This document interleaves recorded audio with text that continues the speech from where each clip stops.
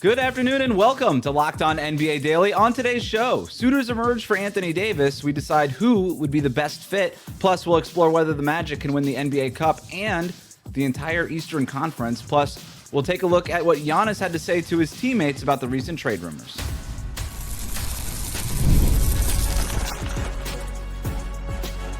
You are Locked On NBA, your daily NBA podcast. Part of the Locked On Podcast Network, your team every day. All right, welcome back to Locked On NBA Daily, part of the Locked On Podcast Network, now the #1 sports podcast network. However you're tuning in on YouTube or your podcast app, thanks so much for making us your first listen every day. Today's episode is brought to you by Game Time. Download the Game Time app, create an account, use the code LOCKEDONNBA for $20 off your first purchase. I'm Wes Goldberg. Today, we're talking about whether the Magic can make the NBA Finals and what Giannis reportedly told his teammates about the recent trade rumors. And we're doing it with the help of Locked On's local experts. I have two of the best with me, as always, from the Locked On Nuggets podcast. He's a senior NBA writer for the Action Network. It's Matt Moore. Matt? I worked out yesterday for 2 hours, and then I played in my daughter's parents versus kids scrimmage game. So I am in pain at 43 years old today. The back is not doing well, but I will tell you, the third grade girls played much better defense versus the parents than the Heat did last night. Low blow from the Locked On Bulls podcast. He's also a Bears and Bulls creator for Bleacher Report. It's Haize. NBA Cup continues to impress. I think that it's been a good still NBA Cup. These elimination games were good as well. I still need a minute to come down from the disappointment of the Heat losing their NBA Cup game. I'm out on the NBA Cup, guys. I'm back out. Back out. Who cares about it? It's meaningless. No, but let's start with this because it's the unofficial start of NBA trade season on December 15th. So next week, that's when most contracts that were signed over the summer can get traded, and so you have a lot of stuff happening. And it's actually become a really busy time, right? We saw Dennis Schroeder get traded the day of sort of this start on December 15th last year because teams want to get ahead of it and for a lot of different reasons. And already we're getting a lot of reporting on who might be available this time around. And among the names that are being mentioned, it's a lot of centers, guys. Daniel Gafford, Miles Turner, Ivica Zubac has been mentioned here and there. And then the big one, obviously, is Anthony Davis. Shams reported on a trio of Eastern Conference teams that are expected to pursue Anthony Davis starting next week. Here's more from Locked On Mavs. We may not get exactly what you want out of a deal. It's not going to look pretty if you do that means Luka Doncic got traded for Max Christie, a 2029 Lakers pick, and then whatever you get for Anthony Davis. It's not going to look pretty in that way when you try to aggregate it like that. But in this report from Shams Charania, Anthony Davis is expected to be a critical target of several teams, including many of East contenders. The Pistons, the Hawks, and the Raptors are expected to be suitors for Anthony Davis. Those are all teams that are vying for a spot in the Eastern Conference. The East is wide open, and these teams are looking to say, all right, how do we get an edge over some of these teams because we can win this? There are teams vying for Anthony Davis, at least according to this report, and there is a market for him. If the Mavs do end up going that direction, they still may not, but if they do go that direction and trade Anthony Davis, there is a market for it, and I think that's something that's positive. So, guys, I thought we could do something fun in our first segment today, playing NBA Center Market Matchmaker, and we could start with Anthony Davis. Now, worth noting here, potentially complicating things. Right before we started recording, it's being reported that Derek Lively has been ruled out for the season after undergoing right foot surgery. So that's a complication, obviously, here now that the Mavericks have one fewer center on their roster to be able to play with. But look, they mentioned the Pistons, the Raptors, and the Hawks as suitors for Anthony Davis. Matt, do you like any of them, or is there maybe a different team that you like more for AD? Sorry, mention the teams again for me. Hawks, Pistons, Raptors. Yeah. The Pistons one I think is interesting. Hawks is weird to me. I'm just like, why? Like, you're going to have Davis and Porzingis. What could possibly go wrong from a player availability standpoint? Like, what could possibly go wrong? And I think that's buying too far into the defense side of it. Like, I think if you're going to have Jalen Johnson, like you don't want Jalen Johnson and Davis and Porzingis. That makes you too big. If they're talking about trading Jalen Johnson, then you need to be looking elsewhere for that. One thing that might be interesting here is, this is just a side thought.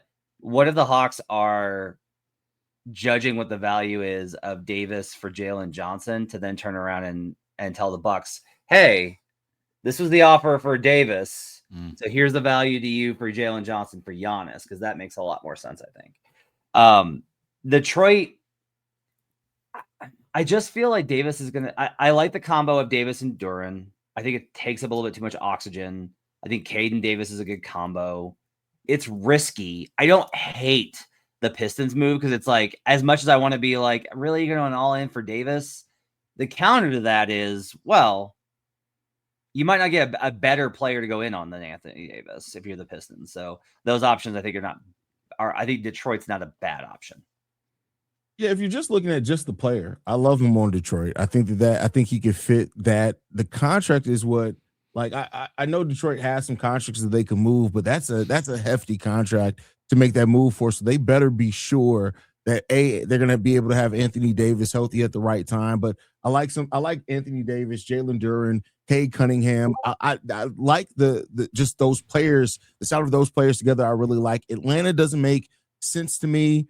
Not with Porzingis there. I don't know, like, about Atlanta. Pistons is the one that I think it does the most for them where they are. Like I said, the injuries and the contract is the thing that raises some questions there. But taking those things off, just looking at the player fit, I love the fit of him in Detroit. Toronto has like a weird Lakers obsession, which I don't really understand. Like, they've always kind of had this. Their fans kind of have it too. It's interesting to think about it. If you sent Quickly and Barrett to the Mavs, I'm not saying the Mavericks win that deal. Like, I'd rather have those for like the next 4 years. Those are tradable contracts too. It gives you a point guard and Quickly who can get out of the way of Flag, right? It gives you Barrett who can provide you some on-ball scoring. It fixes their offensive issues like that. Like, Quickly and Barrett immediately help make their offense like functional next to what their guys have. And then for the Raptors, if you trade Quickly and Barrett and you start Jamal Shed, who's been so good defensively, and it's Shed, Barnes, Davis, Pirtle, you cover for Brandon Ingram. Now, I don't want to build a team around Brandon Ingram and Anthony Davis, but at least the fit works for Toronto. Feels like a very Masai Ujiri type of move of, I don't know, let's just do it. And he's big and he's long, and we'll just figure out how it all fits together later. Let's talk about some of these. He's not there anymore. So right, exactly. That's sort of why it's a little confusing. Let's talk about some of these other names. Miles Turner, another guy, right? The Milwaukee Bucks, they make all the big moves to get Miles Turner. They're not playing well. If they do end up trading Giannis, he's sort of the next obvious guy there to be potentially available there. Haize, is there? I mean, there are people making that connection. Miles Turner to the Warriors potentially for Jonathan Kuminga. Do you like that? Or if we're going to play matchmaker here, is there another spot that you like more for Miles Turner? I mean, can he just go back to Indiana? But I don't hate the Warriors idea and fit there. They do need a big, even though Quentin Post has been playing better. I'm waiting for Matt Moore to admit that. It makes sense for Milwaukee too. Like I said with Milwaukee, a lot of times, like they're going to want players back, young players at that, because they're going to have to, completely reset the deck if they do move Giannis. So I don't hate the idea of that. I don't know how much Kuminga and his people are going to like being in Milwaukee, but it gets Kuminga to a place where he's probably going to be able to do as much scoring and stuff as he wants over that contract, and it does give the Warriors another big that can play with their core that they have there. So I don't hate that. The thing with Miles Turner is, like, his rim protection is really good. The rebounding numbers aren't great. The scoring's on the way down. So I don't know a lot of teams where he fits for, but I guess it can make some sense to Golden State. I've been such an advocate for on-off net ratings is a good way to evaluate player impact, and Quentin Post is plus 12.9, and they're minus 3.8 with him off the floor. Between this and Zach Edey, it is rough times for me. Yeah, I actually kind of like this, right? Where, okay, if you trade Giannis for a blue chipper, and like Rich Paul actually kind of mentioned this, that they should trade him for Giannis Antetokounmpo, or they should trade Giannis for Jalen Johnson. Like, that's where I got that idea from, which I think is like a really good idea. Like, if you got Jalen Johnson and Kuminga, okay, you got like a good young core for you to be excited about. Like, two guys that can kind of play together as combo forwards, up and down, north-south players. This kind of makes sense. So I don't mind that. I don't know that Miles Turner does a lot. I don't look at that and go like, oh man, the Warriors. I just don't. I don't think Miles. One of the problems is just Miles used to be so good defensively, and he hasn't been great defensively in 3 to 4 years. And unless he gets back to that level, now maybe he just gets traded and he does. He just bounces back. But I still kind of worry about him being the level of impact player that he needs to be. So that one I think is a little bit of a weird fit. One word answers here because I want to finish up the list here. Best NBA fit for Daniel Gafford, Haize. Best NBA fit for Daniel Gafford. Ooh. My Chicago Bulls could use a player like that, but to not be a homer. Honestly, I like him for the Celtics. I think he's a big that makes a lot of sense there. He doesn't command a lot of offense. He's not going to take the ball out of anybody's hands. They need a big man depth. I think it also doesn't stop them from getting another big man if they decide to, because we know Gafford can play with another big, he can come off the bench. I like him for the Celtics, especially if they think Tatum's going to come back this year. The Washington Wizards send him back from whence he belongs. What about Ivica Zubac, Matt? If he gets traded, that's the Celtics guy for me. That's perfect, man. You put Zoo, ooh, that would be dangerous. You put Zoo on that Celtics team, and well, Wes is going to be just like fuming. He's going to be anger from inside out if Zoo gets on the Celtics. Oh, that would stop. That would stink. Coming up, the Orlando Magic got a big NBA Cup win last night. Can they win the whole thing? And can they win the Eastern Conference? We'll talk about that next. Today's episode of Locked On NBA is brought to you by Mint Mobile. You know, there's no reason to let big wireless drain your wallet, especially during the holidays. Right now, Mint Mobile is running their best deal of the year. All of their unlimited plans are 50% off. That means you can lock in 3, 6, or even 12 months of unlimited premium wireless for just $15 a month. It's the easiest way to take your overpriced phone bill and give it the full Scrooge treatment. And what makes this even better is how simple Mint makes it to switch. No contracts, no nonsense, just real savings and real quality service. Switching to Mint lets you keep your same coverage for a lower price. Setup takes only a few minutes. You can bring your own phone and number without any issues. The service is fast and super reliable, even on the go. It feels good knowing that you're not overpaying just to stay connected. Turn your expensive wireless present into a huge wireless savings future by switching to Mint. Shop Mint Unlimited plans at mintmobile.com/LockedOnNBA. That's mintmobile.com/LockedOnNBA. Limited time offer, upfront payment of $45 for 3 months, $90 for 6 months, or $180 for 12 months. Plan required, $15 a month equivalent. Taxes and fees, initial plan term only. 35 gigs may slow when network is busy. Capable device required. Availability, speed, and coverage varies. See mintmobile.com. Welcome back to Locked On NBA Daily. The best way to support the show is to subscribe on YouTube. We air Monday to Friday at 1 p.m. Eastern, wherever you get your podcasts. Guys, the Orlando Magic got a big NBA Cup win over the Heat last night, and I called it. I knew it. As soon as we all picked the Heat, I said we jinxed it. The Heat are definitely going to lose. They lost with the Magic being without Franz Wagner, so thanks for that, everybody. Desmond Bane, though, was the difference maker for Orlando. 37 points, 6 made 3-pointers in the game. Here's more from Locked On Magic. Game-changing stuff. Exactly why the Magic got him. And in a game like this, and in a playoff game like the Magic are going to play in the spring, you're going to need a game like this to win a series. And certainly with Franz out, the Magic, just like when Paolo was out, the Magic are going to need Desmond Bane to do stuff like this. Doesn't need 37 points every night, but do stuff like this more consistently. Why should you be afraid of the Magic? Well, because they got Paolo Banchero, who, yes, still working his way back. We'll get to the box score here in a minute. They will have Franz Wagner, another just crazy good downhill attacker. And they've got Desmond Bane, a guy you can't leave open because he'll win a game by himself. So, guys, after a 1-4 start, the Magic are 15-10. They're in 4th place in the Eastern Conference. They have an opportunity to win the NBA Cup, and they are climbing up the standings in the East. Haize, to you, what is the biggest difference when you think about the beginning of the Orlando Magic season to how they're playing now? I think that they had a time where they were back defensively, right? And I think they've slowly started to get a little bit better offensively at times, which has helped them be better at times in this. I think Paolo's been much better as well. I think overall, like, when you look at the Orlando Magic, they're 10-15 now in the season. They're 7-3 in their last 10. Like, the defense has just been better, whereas the offense hasn't been as much of a limitation. They're still not shooting the ball great, but I think it's been better than how they started off the season, where their offense was just putrid. I think a lot of it has to do with the young guys kind of taking a step forward. Anthony Black hasn't been good in half court, but here's the key with Orlando overall, not last night, because again, the Heat defense in half court just melted, but the Magic's transition offense has been really great. Black has gotten out and been a really valuable weapon for them in transition and mid-transition opportunities. You've got Desmond Bane playing the way that he has. They've gotten good minutes from Tristan Da Silva. They moved away from Tyus Jones in the starting unit and are starting Black. I think that's helped a lot. Jalen Suggs getting back on track. Like, they're back, I think, a lot to kind of their identity, which I think is kind of where it's at. I am still kind of like, I think this is again, I'm always kind of like, you're never as good or as bad as you are at the current moment. And so I think this is a good run by the Magic, but I am still very skeptical of their ability to turn this offense into the level of firepower they're going to need to make a multi-round run in the playoffs.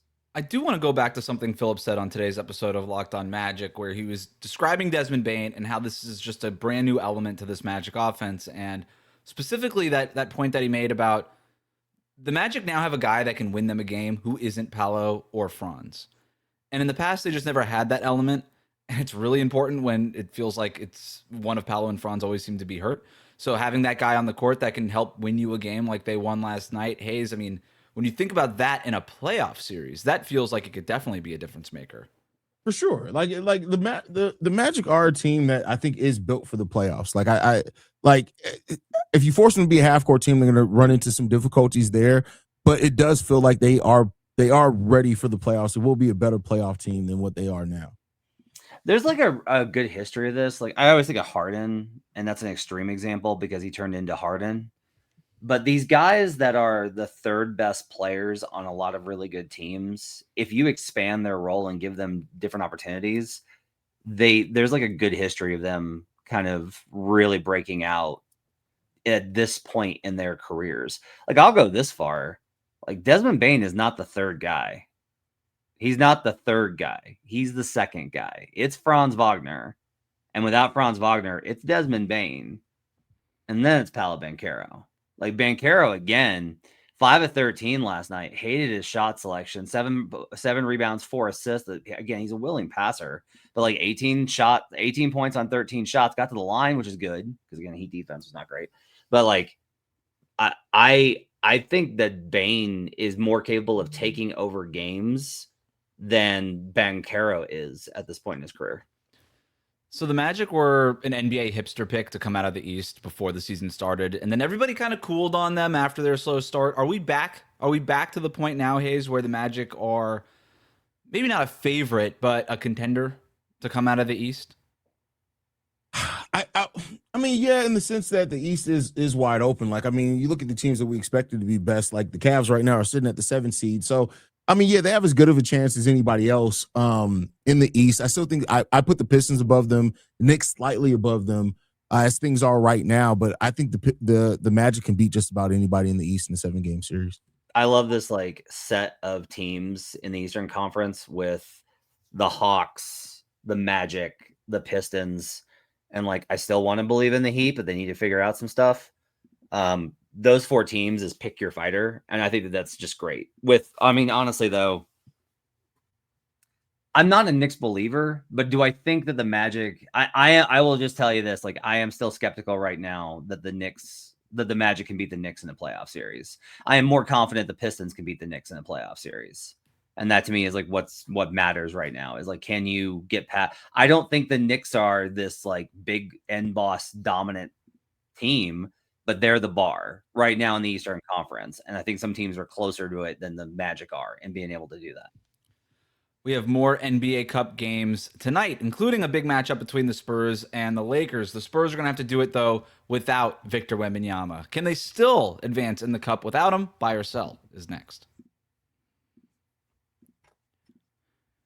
Today's episode of Locked On NBA is brought to you by Game Time. The World Cup is coming back to North America for the first time since 1994. And with 48 teams for the first time ever, it's going to be massive. But let's be honest, getting tickets is usually the hardest part. That's why the Game Time app is clutch, finally giving fans a real advantage when it comes to snagging seats. With Game Time, you can track price drops in real time, get alerts when great seats open, and buy tickets the moment they hit the app. It puts the power back in your hands and makes going to the World Cup realistic instead of impossible. You pull up the app, the layout makes it so simple to scroll through matchups and compare seat views, pick a game, tap a section, and have your tickets locked in within minutes. No confusion, no hunting for fine print. The seat view feature is a game changer. You literally see what the pitch looks like in front of you from your exact seat before you buy. Prices include fees up front, which I love, no last second surprises at checkout. Alerts for teams and matches make it easy to grab tickets the moment they drop instead of missing out. So take the guesswork out of buying World Cup tickets in every match, concert, and event with Game Time. Download the Game Time app, create an account, use the code LOCKEDONNBA for $20 off your first purchase. Terms apply. Again, download the app, make an account, and use the code LOCKEDONNBA for $20 off. Swipe, tap, ticket, go with Game Time. Thanks for making Locked On NBA Daily your first listen every day. The Locked On Podcast Network has a show for every team. Check out Locked On Magic and Locked On Mavericks for more on today's top stories. Let's do a quick segment of buy or sell, guys. We'll start with tonight's NBA Cup game between the Lakers and the Spurs. Victor Wembanyama ruled out for that game. Matt, buy or sell the Spurs' chance to win without Victor Wembanyama?